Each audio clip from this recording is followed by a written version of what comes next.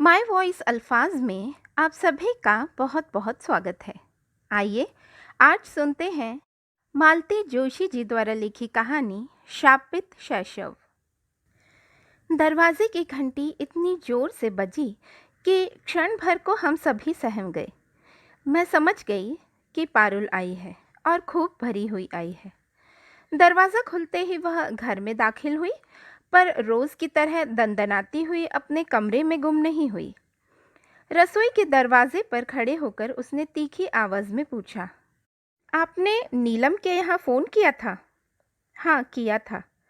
और सोनल के यहाँ भी? मैंने स्वीकारोक्ति में सिर हिला दिया। क्यों? अब इस क्यों का कोई क्या जवाब दे। इस तरह शहर भर में मुनादी करवाने की क्या ज़रूरत थी? अब इस सिरफिरी लड़की को कोई कैसे समझाए कि लड़की रात के 10-11 बजे तक घर नहीं लौटती तो कितनी घबराहट होती है। फिर उसकी मेज़ पर यहाँ वहाँ लिखे नंबरों को घुमाना भी पड़ता है। दरअसल तुम्हारे पापा यहाँ, उससे कोई फ़र्क नहीं पड़ता, उसने कड़कती आवाज़ में कहा। पापा घर पर रहें या न रहें, मेरे लिए शहर भर के फ़ोन खड़खड़ाने की कोई ज़रूरत नहीं है। You have no right and I hate it. आइंदा ख्याल रखें, उसने निर्णायक स्वर में कहा और पैर पटकती हुई अपने कमरे में गुम हो गई। गुस्से से, अपमान से मेरा पूरा शरीर कांप रहा था, पर मैंने बड़ी मुश्किल से अपने को जब्त किया। मुझे मालूम था कि लक्ष्मी, रामधन बड़ी उत्सुकता से यह सारा प्रसंग देख रहे हैं। उत्तेजना से उनकी आंखें जैसे फटी जा रही हैं। वे शायद रात से ही घात लगाए बैठे थे कि अब कुछ अभूतपूर्व होकर रहेगा।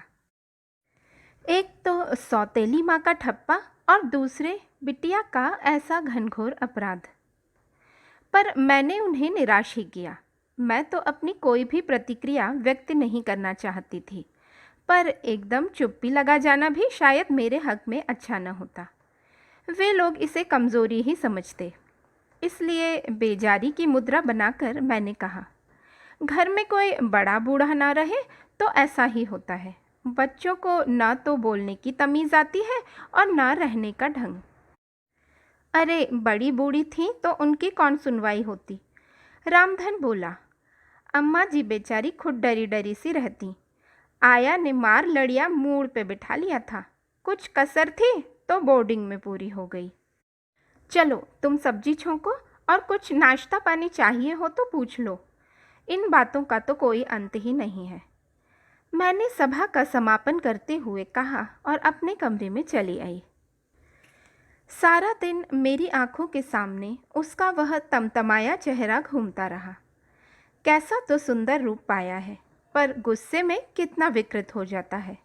इस लड़की से कैसे पार पाया जाएगा। एक सुव्यवस्थित भविष्य के लालच में मैंने यह कैसा अनचाहा बोझ उठा लिया। नहीं, अनचाहा कहना तो गलत होगा। उस समय तो कितनी ललक थी, कितना उत्साह था, पर अब। डॉक्टर कुमार ने कोई बात नहीं छिपाई थी, पहले से आगाह कर दिया था। रजनी जी, मेरे घर में आपको कोई कष्ट नहीं होगा, कोई असुविधा नहीं होगी, इसका मुझे विश्वास है। ईश्वर की कृपा से सुख सुविधा का सारा सामान घर में मौजूद है। पर हाँ, घर में मेरी एक बिटिया भी है, जो अपने में एक समस्या है। बोलती है तो पत्थर सा मारती है। अब तक तो हॉस्टल में थी, इसलिए आचार व्यवहार का कोई ढंग में सिखा नहीं पाया हूँ। हाई स्कूल करने के बाद अब मैं उसे घर पर ले आया हूँ। सोचा था कल को उसे शादी करके फिर दूर जाना ही है। कुछ दिन तो बाप के पास रहे, कुछ तो मन के तार जुड़े। पर बड़ा मुश्किल लग रहा है। बल्कि अब तो मैं इस चिंता में घुल रहा हूँ कि इस उजड़ को ब्याहेगा कौन। अगर कोई माइका लाल दहेज के लालच में ले भी गया तो 4 दिन बाद ही मेरे दरवाजे पर छोड़ जाएगा। इसलिए पत्नी की मृत्यु के इतने वर्षों बाद मैंने फिर से शादी करने का फैसला कर लिया है। सोचता हूँ घर में सौतेली ही सही, माँ आएगी तो एक वातावरण बनेगा, कुछ संस्कार जागेंगे। ईमानदारी की बात तो यह है कि यह शादी मैं अपने लिए नहीं, अपनी बेटी के लिए कर रहा हूँ। सच है, डॉक्टर कुमार ने कोई बात छिपाई नहीं थी, लेकिन फिर भी मैं इस स्थिति की भयावहता की कल्पना नहीं कर पाई थी। बल्कि मैंने तो यह रिश्ता एक चैलेंज के रूप में, एक चुनौती के रूप में स्वीकार किया था। 35 वर्ष की आयु में मुझे 17 साल की लड़की की माँ बनने में कोई आपत्ति नहीं थी। अब लगता है उस 17 वर्षीय आफत को देखे बिना ही यह चुनौती स्वीकार करना मूर्खता थी, पागलपन था। मेरी और पारुल की पहली मुलाकात ही बड़ी लोमहर्षक थी। बिटिया को उसकी सहेली के यहाँ छोड़कर डॉक्टर केवल एक दिन के लिए इंदौर आए थे। हमारी शादी बहुत ही सादे समारोह में संपन्न हुई। भोज का आयोजन भी लंबा चौड़ा नहीं था। भैया ने केवल कुछ चुनिंदा दोस्तों और परिजनों को ही बुलाया था। फिर भी रात के 11 बज ही गए। भाभी उतनी रात को विदा करने के लिए तैयार नहीं थी, पर इनकी जिद के आगे उन्हें हार माननी पड़ी। कोई बारात की विदाई तो थी ही नहीं। हम दोनों ही कार में बैठकर चले तो 4 बजते बजते घर पहुंच गए। मैंने यह कभी नहीं सोचा था कि मेरे लिए बंधनवार सजे होंगे या किसी ने अल्पना डाली होगी। मैंने यह भी नहीं सोचा था कि शहनाई की मंगल ध्वनि मेरा स्वागत करेगी या कि ढोलक की थाप से पूरा मोहल्ला गुंजायमान होगा। हम लोगों की शादी तो एक अनुबंध मात्र थी। भैया भाभी ने उसे एक उत्सव का रूप दे दिया था बस। इस और वह उत्साह नहीं होगा, यह मुझे मालूम था। फिर भी मुँह अंधेरे अपने ही हाथों से ताला खोलकर घर में दाखिल होते मन बुझ सा गया। वेलकम होम, उन्होंने औपचारिकता बरती। थैंक यू, मैंने शिष्टाचार निभाया। थोड़ा सा मुस्कुरा दी ताकि मेरी हताशा जाहिर ना हो। थक गई हो ना, अभी आराम कर लो, इतनी रात में घर क्या देखोगी? जी हाँ, अभी तो अपना कमरा ही दिखा दीजिए। कमरे में जाते ही मन प्रसन्न हो गया। लगा कि आने वाले के सम्मान में इसे नए सिरे से सजाया गया है। डोर मैट से लेकर बाथरूम में रखे टॉवल तक सब कुछ नए नए से थे, नया भी और ताज़ा भी। मन के किसी कोने में जो एक कांटा सा था कि मैं किसी की बासी गृहस्थी सजाने जा रही हूँ, वह कसक एकदम दूर हो गई। वॉश लेकर बाहर आई तो देखा ये कॉफ़ी लिए मेरी प्रतीक्षा कर रहे हैं। थैंक यू, मैंने मग उठाते हुए कहा, पर यह धन्यवाद निरी औपचारिकता नहीं थी। मैंने हृदय से उनका आभार माना था। इस समय सचमुच कुछ पीने का मन हो रहा था, पर घर में कोई था ही नहीं जो अनुरोध करता। अपने आप बनाना कुछ अच्छा नहीं लग रहा था। मैं सचमुच कृतज्ञ थी कि मुझे आते ही रसोई में पैर नहीं देना पड़ा। मैं तो सोच रही थी कि अब तो सुबह होने को है, सोकर क्या होगा, पर कब आंख लग गई पता ही नहीं चला। सुबह उठी तो दिन काफ़ी चढ़ चुका था और ये तैयार हो चुके थे। आज छुट्टी नहीं लेंगे? मैंने कातर स्वर में पूछा।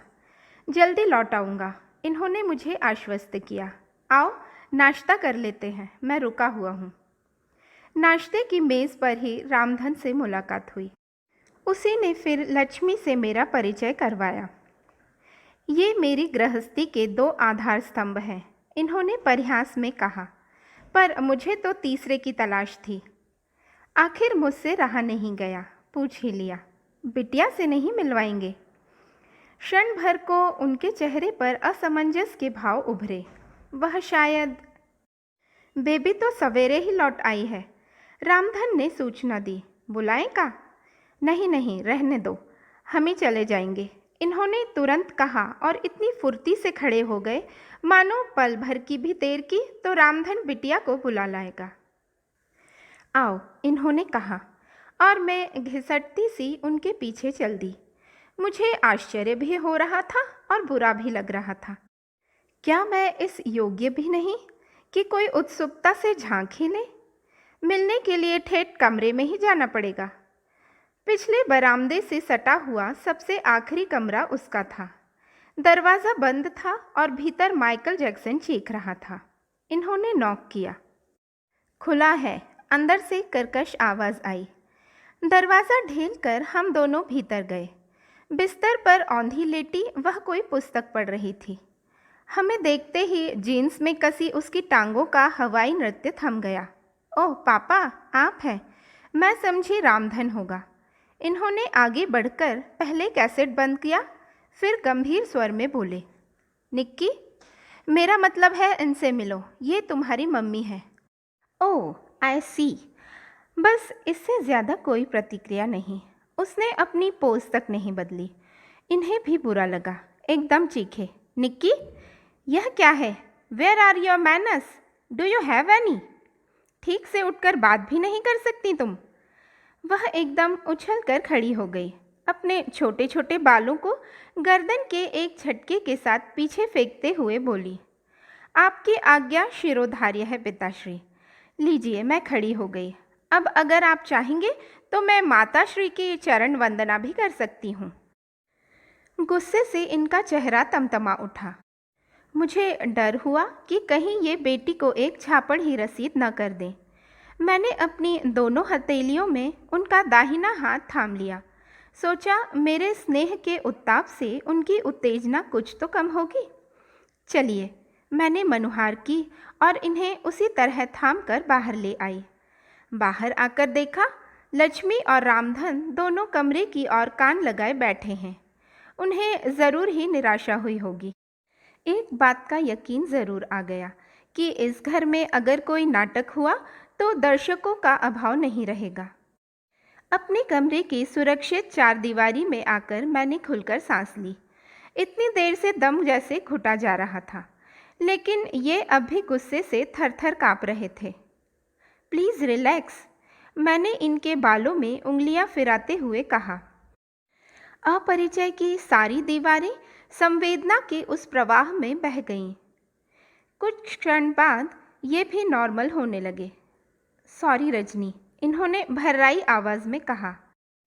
फॉरगेट इट, मैंने इन्हें आश्वस्त करते हुए कहा। विश्वास कीजिए, मैंने किसी बात का ज़रा भी बुरा नहीं माना है। आप ज़रा उस लड़की की ओर से तो सोच कर देखिए। आप एक अनजान औरत को एकदम उसके सामने ले जाकर खड़ा कर देते हैं और कहते हैं यह तुम्हारी माँ है। बताइए, और आप उससे अपेक्षा करते हैं कि वह तमीज़ से पेश आए, उसकी प्रतिक्रिया एकदम नॉर्मल हो। How can it be possible? देखिए, बच्चे के मन में माँ की एक तस्वीर होती है। वह हर किसी को माँ के रूप में स्वीकार नहीं कर सकता। लेकिन निक्की को तो अपनी माँ याद भी नहीं है।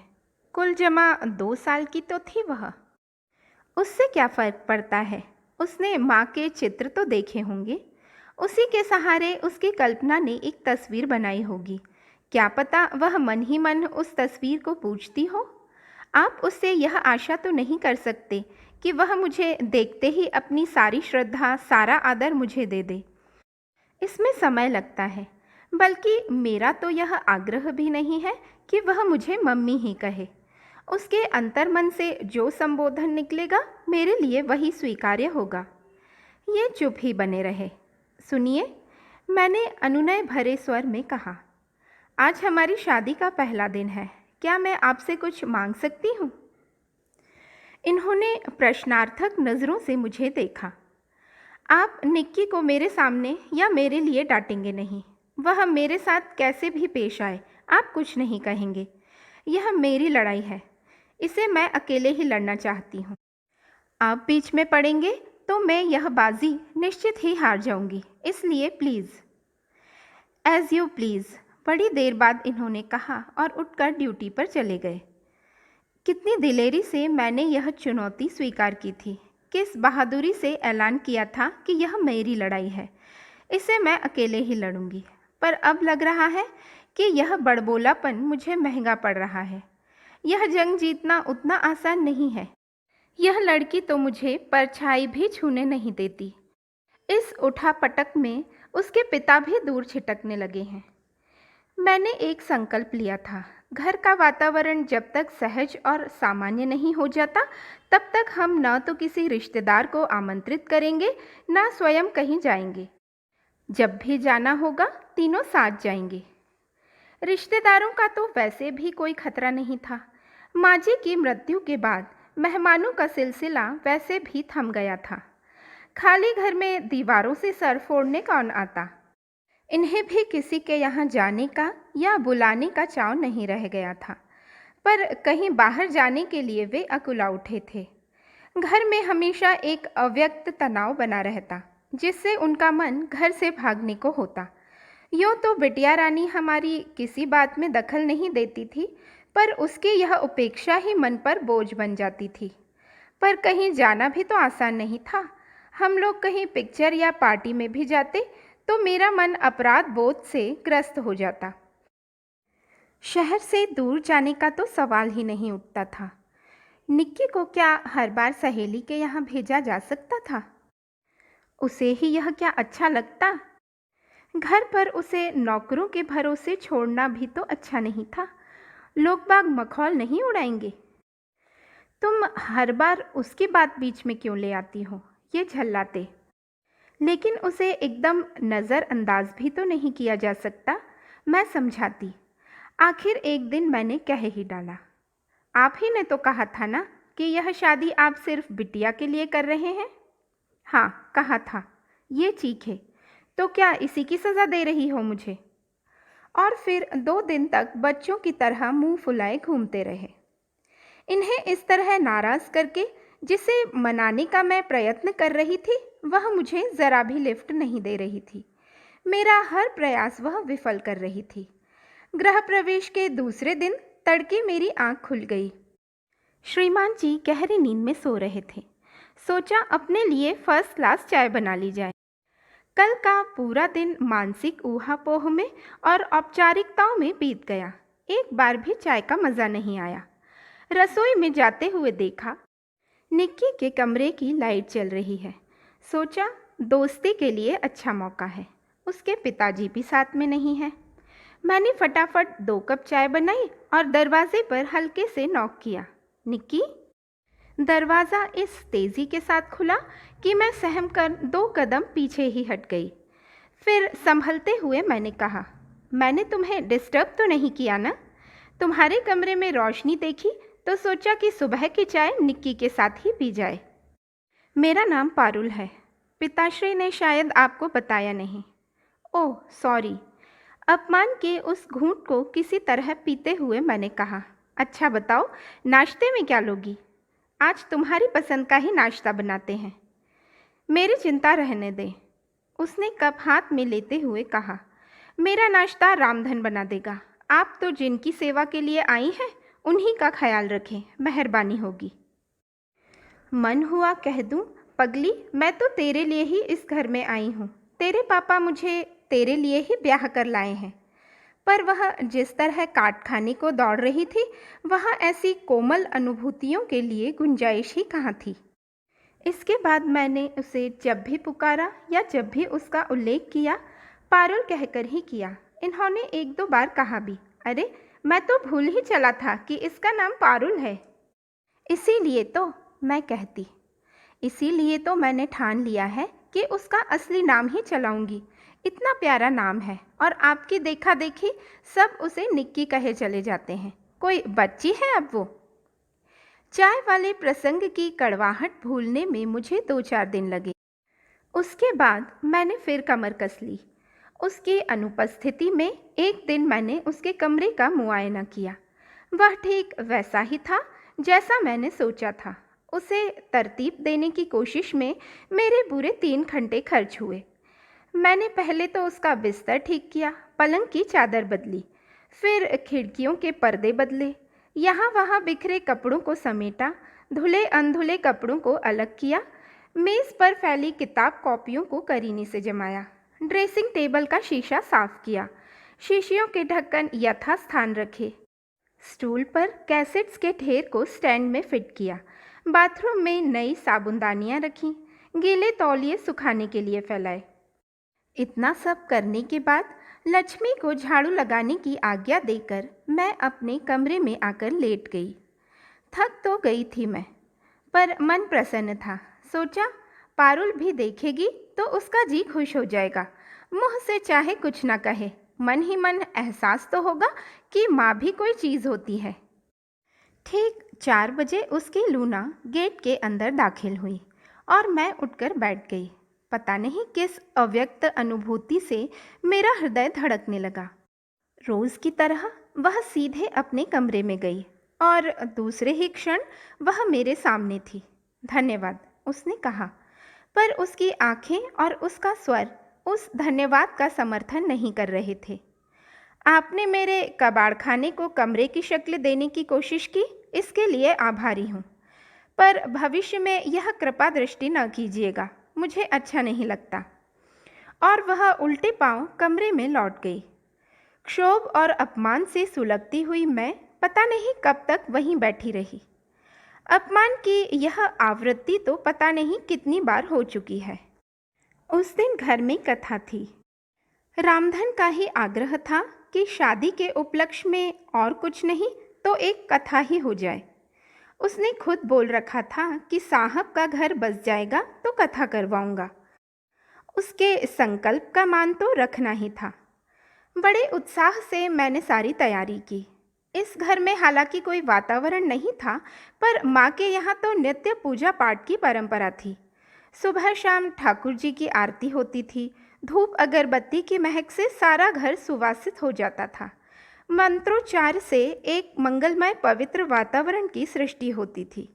अपने उस परिवेश को उस दिन के लिए मैंने इस घर में भी जीवित कर लिया। बड़े मनोयोग से पूजा स्थल को सजाया संवारा, सुंदर अल्पना से अलंकृत किया। माँ जी की अलमारी से पूजा के सारे उपकरण निकालकर उन्हें चमकाया। बड़े उत्साह से प्रसाद बनाया। विधि विधान से पूजा हुई, कथा बाँची गई, और जब आरती का समय आया, पता नहीं क्यों मुझे दुर्बुद्धि हुई और मैंने लक्ष्मी से कहा, बिटिया को आवाज़ दे दो, आरती हो रही है।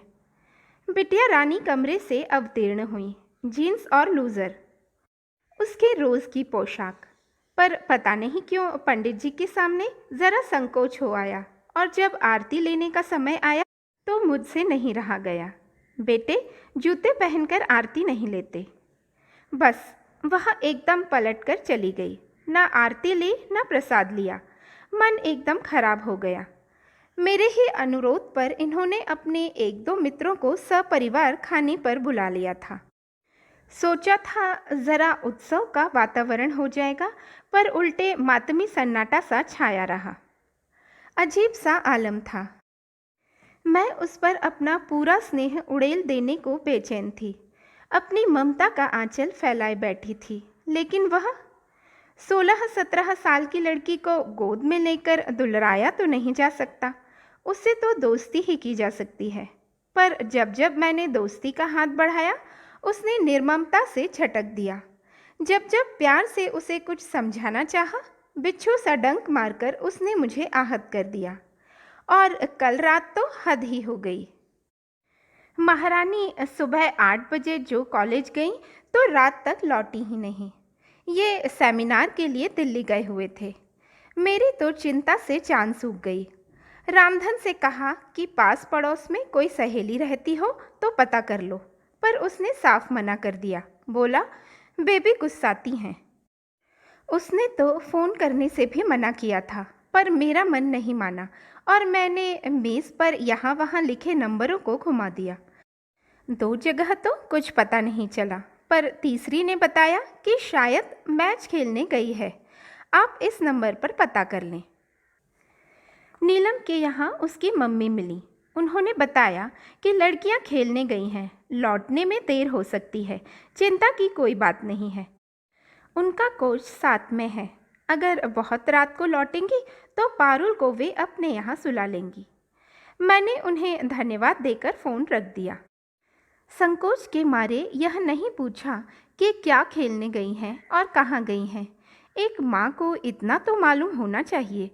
वैसे इतने दिनों में मैं यह तो जान गई थी कि पारुल टेबल टेनिस खेलती है और अपने कॉलेज को रिप्रेजेंट करती है। जानकर सचमुच खुशी हुई थी, पर इसका यह मतलब तो नहीं कि आपको बिना पूछे हर कहीं जाने की आज़ादी मिल गई। अगर कार्यक्रम ऐन वक्त पर तय हुआ है तब भी फ़ोन तो किया ही जा सकता है। रात मैंने कैसे काटी मैं ही जानती हूँ। डॉक्टर घर पर नहीं थे, नहीं तो मैं इतनी रात ही उसे घर ले आती और सारे आदर्शों को ताक पर रखकर खूब खरी खोटी सुनाती।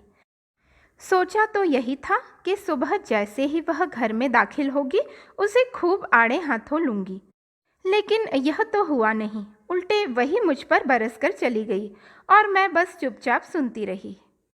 रात को ये दिल्ली से लौटे तो मैंने उन्हें सारा किस्सा सुनाया, पर इन्होंने कोई प्रतिक्रिया व्यक्त नहीं की। उल्टे बड़े लापरवाह ढंग से बोले, हाँ, नीलम के यहाँ रह गई होगी, उसकी बड़ी पक्की सहेली है। मुझे बहुत ताव आया। एक मैं ही बेवकूफ़ हूँ जो रात भर जागती रही, दिन भर सुलगती रही। जिनकी बेटी है उन्हें तो कोई चिंता ही नहीं है। फिर अपने पर ही शर्म हो आई। बेटी क्या सिर्फ उन्हीं की है? मैंने तो डॉक्टर कुमार को उनके पूरे परिवेश के साथ स्वीकार किया है। फिर क्या मेरी कोई जिम्मेदारी नहीं?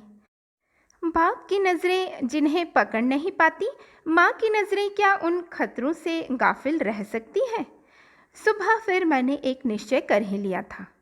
पतिदेव को रोज़ की तरह चाय नाश्ता देकर हॉस्पिटल भेज देने के बाद मैं फुर्सत में थी। पारुल कॉलेज के लिए तैयार हो रही थी। लक्ष्मी अभी आई नहीं थी। रामधन रसोई में अंडा फेंट रहा था।